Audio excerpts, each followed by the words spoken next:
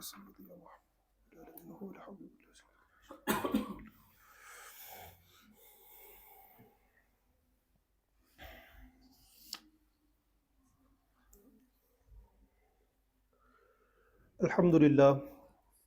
الحمدللہ والصلاة والسلام علی رسول اللہ وعلی آلہ واصحابہ اجمعین.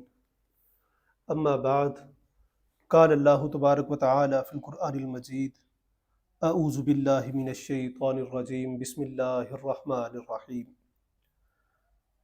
قد افلح المؤمنون الذین هم فی صلاتہم خاشعون. صدق اللہ العظیم. ایک دفعہ سورہ فاتحہ کی تلاوت کر کے نبی مکرم صلی اللہ علیہ وآلہ وسلم کی پاک بارگاہ میں ہدیہ عقیدت پیش کریں. اعوذ باللہ من الشیطان الرجیم، بسم اللہ الرحمن الرحیم. الحمد للہ رب العالمین الرحمن الرحیم مالک یوم الدین، ایاک نعبد و ایاک نستعین، اہدنا الصراط المستقیم صراط الذین انعمت علیہم غیر المغضوب علیہم ولا الضالین آمین.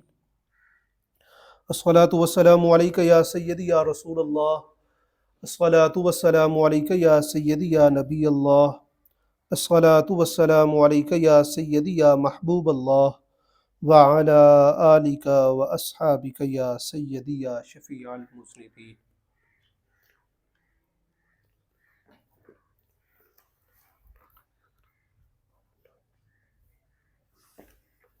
اللہ رب العزت نے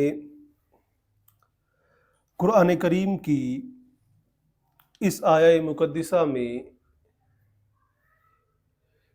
ایمان والوں کی ایک ایسی فرض عبادت کا ذکر فرمایا ہے جو سب سے زیادہ اہم ہے.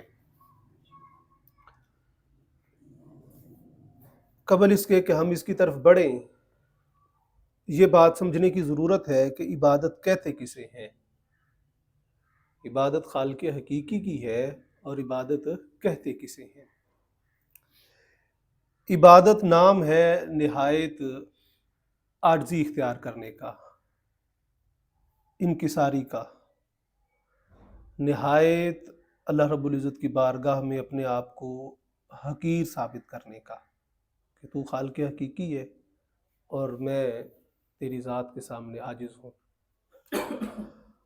اب جو جتنا عاجزی اختیار کرے گا اتنا ہی وہ اس کی بارگاہ میں بلند ہوتا چلا جائے گا. اب جتنے بھی ایمان کے ساتھ کام متصف ہیں، وہ نماز ہے، روزہ ہے، حج ہے، زکوٰۃ ہے، جہاد ہے یا دیگر صدقات اور نیک اعمال ہے، ان کی قبولیت میں جو چیز بنیاد ہے وہ ایمان ہے. اگر تو ایمان کے ساتھ وہ کام کیا جائے گا تو وہ اللہ رب العزت کی بارگاہ میں قابل قبول ہوگا. اگر تو وہ ایمان سے خالی ہوگا تو کام اچھا، لیکن اسے شرف قبولیت اس کی بارگاہ میں نہیں ہوگا. اب دیگر احباب آپ دیکھتے ہیں کہ ہندو ہیں، عیسائی ہیں، یہودی ہیں، وہ بہت سے کاموں میں مسلمانوں سے زیادہ صدقہ و خیرات کرتے ہیں، لیکن ان کے اس نیک عمل کی قبولیت کس وجہ سے نہیں ہے کہ وہ ایمان سے خالی ہے کام اچھا لیکن ایمان سے خالی ہے. ایمان کس چیز کا نام ہے؟ وہ نبی مکرم صلی اللہ علیہ وآلہ وسلم کی معیت میں آنے کا نام ہے، ان کے پیچھے چلنے کا نام ہے، ان کی اتباع میں آنے کا نام ہے. جو آپ کی اتباع میں آنے کے بعد آپ کے ذریعے سے کوئی بھی عمل اللہ رب العزت کی ذات تک پہنچائے گا وہ اللہ تعالیٰ پسند فرمائے گا. جو اس کے علاوہ جائے گا وہ اللہ رب العزت فرماتا ہے دنیا میں تو اس کا اجر ضرور ملے گا لیکن آخرت میں میں نے اس کا حصہ کوئی نہیں لکھا. یہودیوں نے یہی کہا تھا نبی مکرم صلی اللہ علیہ وآلہ وسلم کی بارگاہ میں کہ ہم ایمان نہیں لے کے آئیں گے، موسیٰ علیہ السلام کے پیروکار رہیں گے. وجہ کیا بیان کی؟ کہ ہم اللہ سے محبت کرتے ہیں. اللہ تعالیٰ نے فرمایا کہ مجھے تمہاری محبت کی ضرورت نہیں ہے. اے محبوب صلی اللہ علیہ وآلہ وسلم، آپ ان سے فرمائیں کہ اگر تم اللہ سے محبت کرتے ہو تو پھر میری اتباع کرو، میرے پیچھے چلو، میرے احکامات کو مانو۔ پہلے تمہارا دعویٰ یہ ہے کہ ہم اللہ سے محبت کرتے ہیں، پھر اللہ دعویٰ کرے گا کہ نہیں میں ان سے محبت کرتا ہوں، اور ان سے پوچھ لو کہ یہ کس دعوے میں زیادہ اچھے ثابت ہوتے ہیں، ان کا دعویٰ زیادہ اچھا ہے یا کہ اللہ رب العزت کا دعویٰ زیادہ اچھا ہے۔ ایمان کے بعد کچھ فرائض ہیں، کچھ واجبات ہیں، اور کچھ چیزیں اضافی ہیں۔ 3 طرح کے لوگ دنیا میں پائے جاتے ہیں، 3 سوچ، 3 فکریں جو کہ کائنات میں موجود ہیں۔ ایک کے ہاں یہ ہے کہ انسان مکمل طور پہ مجبور ہے، اس کے اپنے اختیار میں کچھ بھی نہیں ہے۔ اس کی مثال ایسے ہے کہ جیسے ایک گیند ہے، ایک پتھر ہے، اس کو جدھر ٹھوکر لگائیں وہ ادھر چلتا چلا جاتا ہے، اس کے علاوہ یہ کچھ بھی نہیں ہے۔ دوسری طرف آپ کو کچھ احباب ایسے ملیں گے جو کہیں گے نہیں کچھ بھی نہیں ہے، سارا کچھ انسان کے اپنے ہاتھ میں ہے، وہ اچھا کرے یا برا کرے، کسی اور کا اس میں عمل دخل ہے ہی نہیں۔ ایک ہیں ہم، آپ مسلمان، ہم کہتے ہیں کہ نہیں، ہم بین الجبر والقدر، ہم درمیان میں ہیں، کچھ مجبور ہے، کچھ ہمیں اختیار ہے۔ مجبور یہ ہے کہ جو اللہ تعالیٰ نے حکم دیا ہے اس کی پابندی ضروری ہے۔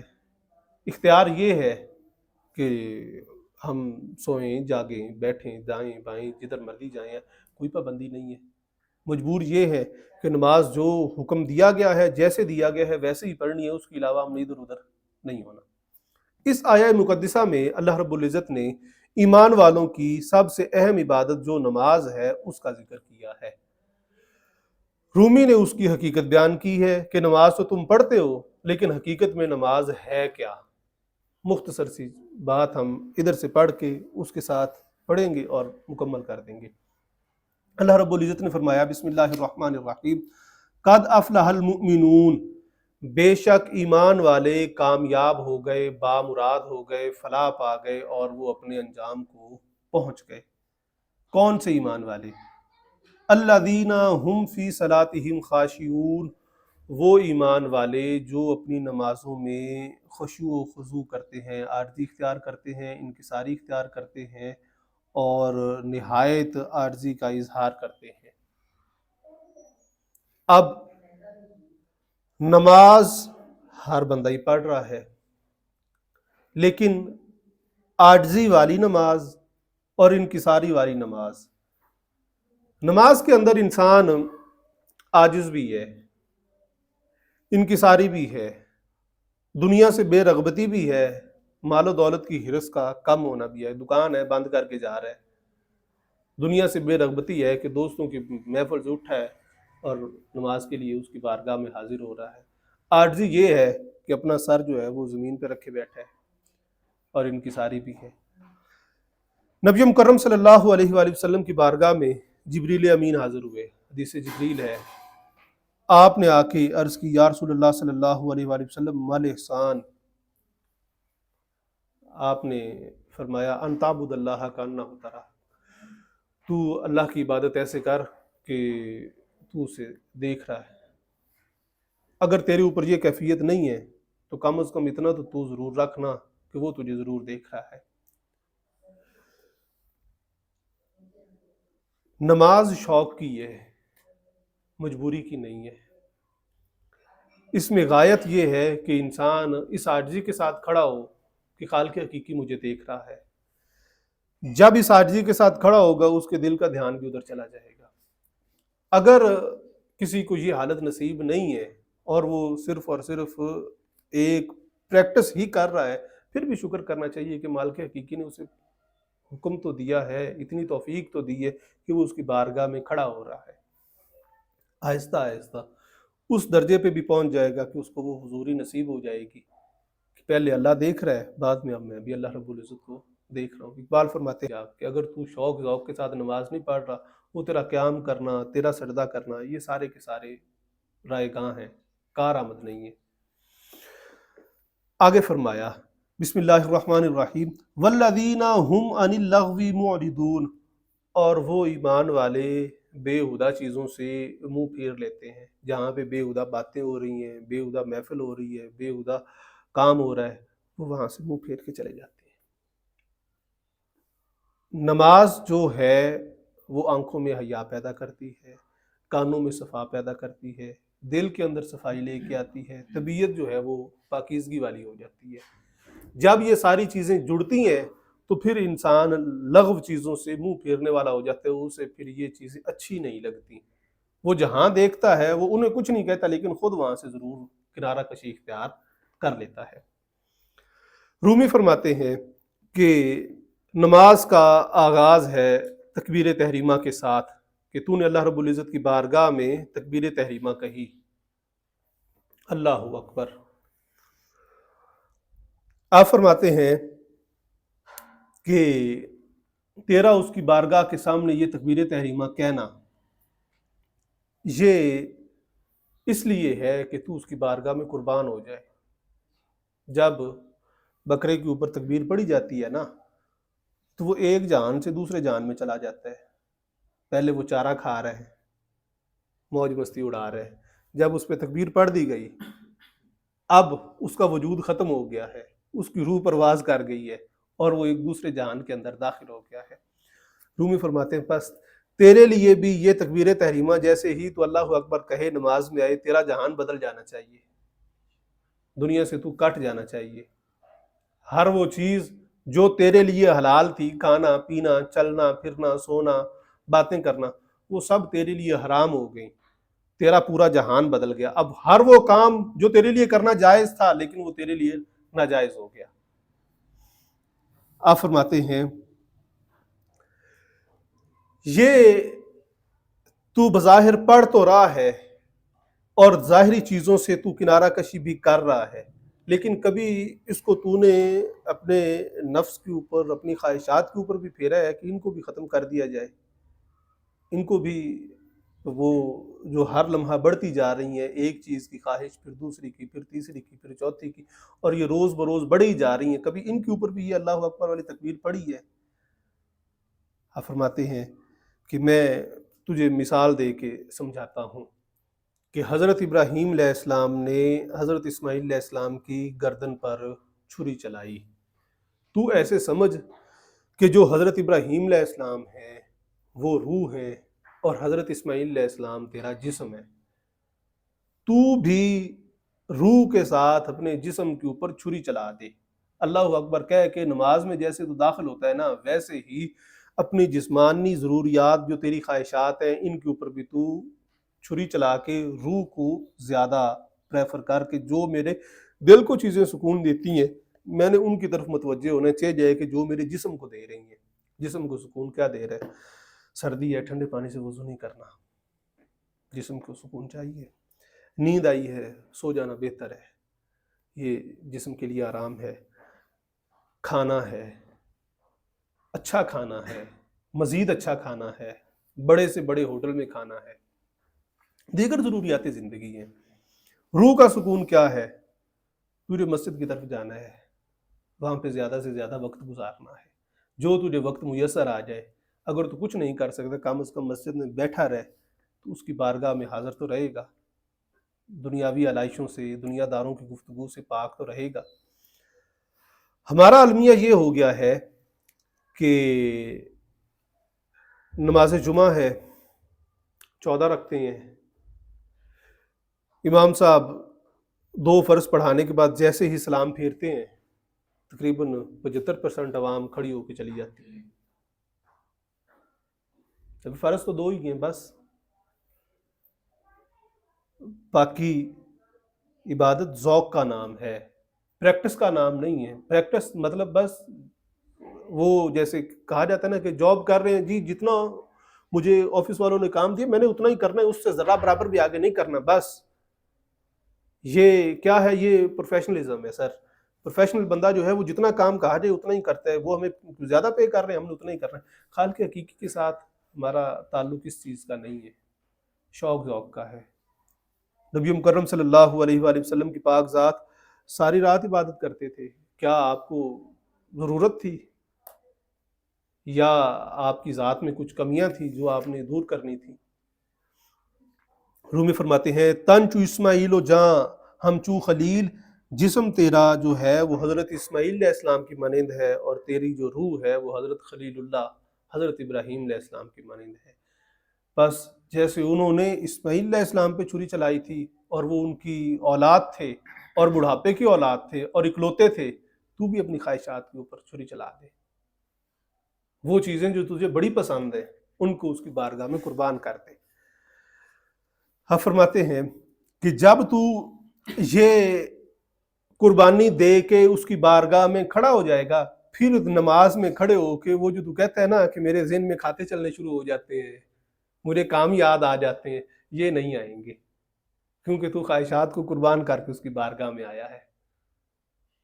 وہ اقبال اسی وجہ سے تو فرماتے ہیں، جو میں سر بسجدہ ہوا کبھی تو زمین سے آنے لگی صدا، تیرا دل تو ہے صنم آشنا، تجھے کیا ملے گا نماز میں۔ کہ میں نماز پڑھنے کے لیے اللہ رب العزت کی بارگاہ میں جیسے ہی میں نے سر سجدے میں رکھا تو مجھے زمین نے یہ کہا کہ تو آیا تو ہے عاجزی اختیار کرنے کے لیے، دماغ تیرے کے اندر خیالات جو ہیں وہ تو دنیا کے چل رہے ہیں، یہ تجھے نماز فائدہ نہیں دے گی۔ آگے آپ فرماتے ہیں کہ نماز میں سب سے پہلے بسم اللہ ہے۔ جب تو بسم اللہ کہتا ہے تو اس کے ذریعے تیری خواہشات ختم ہو جاتی ہیں کہ اللہ رب العزت کی ذات کے نام سے شروع، جو بڑا مہربان ہے، نہایت رحم کرنے والا ہے۔ آپ فرماتے ہیں کہ پھر تیرا قیام ہو جاتا ہے۔ اب قیام کو تو قیامت کا قیام سمجھ، ابھی سے تو قیام کو قیامت کا قیام سمجھ۔ وہ حدیث جبریل کہ ان تعبد اللہ کا انہ یراک، کہ تو اللہ کی عبادت کر جیسے تو اسے دیکھ رہا ہے۔ تو اسے ابھی سے قیامت کا قیام سمجھ کہ قیامت کا دن ہے، تو خالق حقیقی کی بارگاہ میں کھڑا ہے اور تو اس کو دیکھ رہا ہے اور وہ تجھے دیکھ رہا ہے۔ تیرے سامنے سوال و جواب ہو رہے ہیں اور تو سر جھکائے جواب دے رہے۔ کیا جواب دے رہے؟ اللہ رب العزت تو پاک ہے، تیری حمد و ثنا ہے، تیری پاکیزگی ہے، سب کچھ تیرے لیے ہے جو ہم نماز میں پڑھتے ہیں۔ رومی فرماتے ہیں بس جب تو قیام میں کھڑا ہوگا، اللہ رب العزت سب سے پہلے تجھ سے جو سوال کرے گا وہ کیا ہوگا؟ حق ہمیں گویت سے آوردی مرا، اللہ تعالیٰ پوچھے گا کیا لے کے آیا ہے؟ میں نے تجھے نعمتیں دی تھی نا، ہاتھ، پاؤں، آنکھیں، کان، زبان، تیرے حواس خمسہ، عقل، شعور، پورا ایک 50 سال 100 سال 70 سال کی زندگی کا عرصہ گزار کے تو آیا ہے، کیا لے کے آیا ہے؟ جب آپ لوگ بازار جاتے ہیں کوئی بھی سودا سلف لینے کے لیے یا کوئی بھی کام، ابا جان نے آپ کو دیے 1000 روپیہ، آپ گئے اور واپس آئے، جیب بھی خالی اور لائے بھی کچھ نہیں، تو وہ پوچھے گا نا کہاں خرچ کیے ہیں؟ اللہ تعالیٰ بھی پوچھے گا بھی یہ سارا کچھ دیا تھا، خرچ کہاں کیا ہے؟ کیا چیز لے کے آیا اس سے خرید کے؟ آگے آپ فرماتے ہیں عمر خدرا در چمبایا بردائی، یہ ساری عمر جو تجھے میں نے دی تھی، 100 سال کی، 50 سال کی، 40 سال کی، 20 سال کی، کہاں خرچ کی ہے؟ بتا تو صحیح۔ یہ جو میں نے تجھے طاقت روزی دی تھی، قوت و قوت در چفانی کر دائی، یہ روزی طاقت یہ دنیا کی ساری چیزیں جو تجھے میں دیتا رہا، یہ کہاں خرچ کی ہیں؟ طاقت بھی تھی تیرے بازو میں، تجھے روزی بھی مل رہی تھی، کہاں خرچ کرتا رہے؟ پھر پوچھے گا گوہر دیدہ کچا فرسودائی، یہ جو تیری آنکھ کے اندر بڑا تیز نور تھا، دور تک تیری آنکھ 360 پہ ہر چیز دیکھتی رہی، اور اب اس کو تو گھسا گھسا کے اندھا کر کے لے آئے، کہاں خرچ کرتا رہے؟ آگے آپ فرماتے ہیں پنج حسرا در کجا پالودائی، یہ جو حواس خمسہ تجھے دیے تھے، چھونے کی حس، چکھنے کی حس، دیکھنے کی حس، سننے کی حس، یہ ساری حصیں جو ہیں ان کو کہاں پہ ضائع کیا ہے؟ اللہ تعالیٰ یہ سوال کرے گا۔ اللہ رب العزت نے قرآن کریم میں ارشاد فرمایا، بسم اللہ الرحمن الرحیم،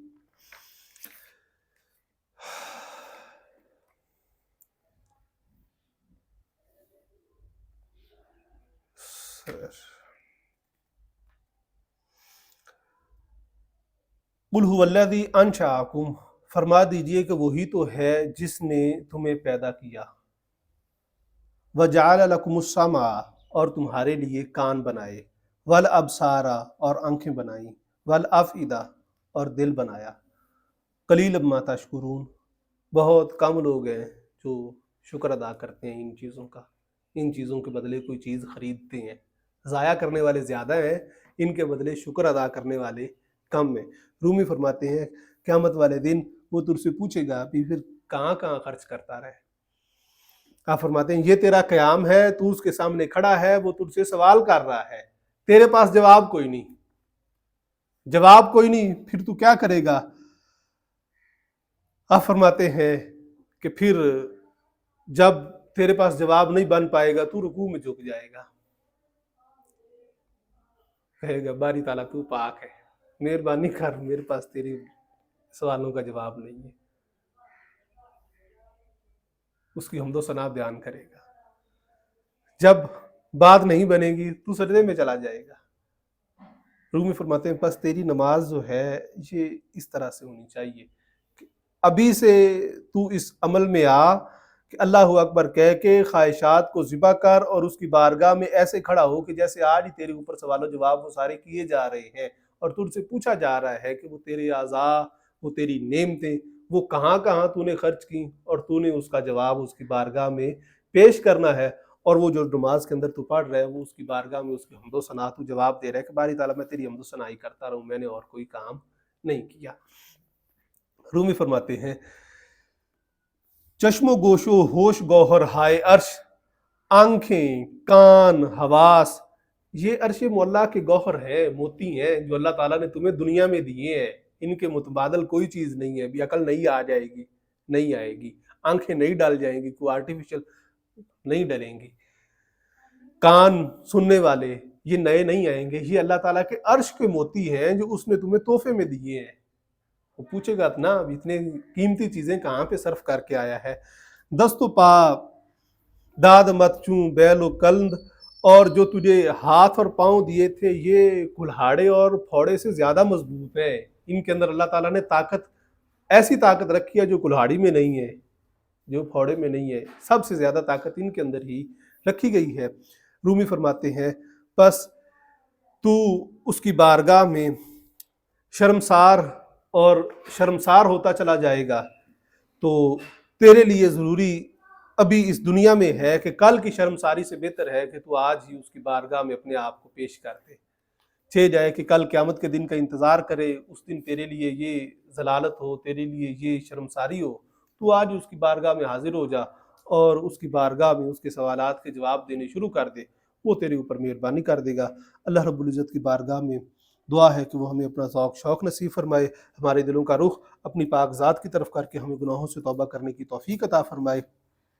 شاہاں چیرب گرب نوازن قدارہ ربنا آتنا فی الدنیا حسنۃ وفی الآخرۃ حسنۃ وقنا عذاب النار۔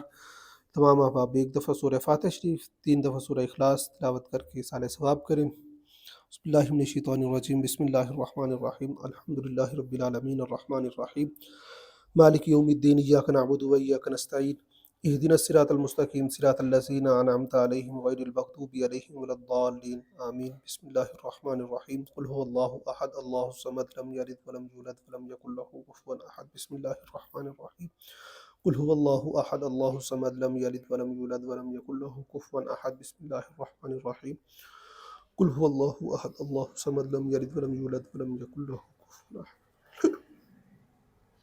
الحمدللہ رب العالمین والصلاة والسلام علی سید الانبیاء والمرسلین، اللہم صلی علی محمد وعلی آل محمد کما صلیت علی ابراہیم وعلی آل ابراہیم انک حمید مجید، اللہم بارک علی محمد وعلی آل محمد کما بارکت علی ابراہیم وعلی آل ابراہیم انک حمید مجید۔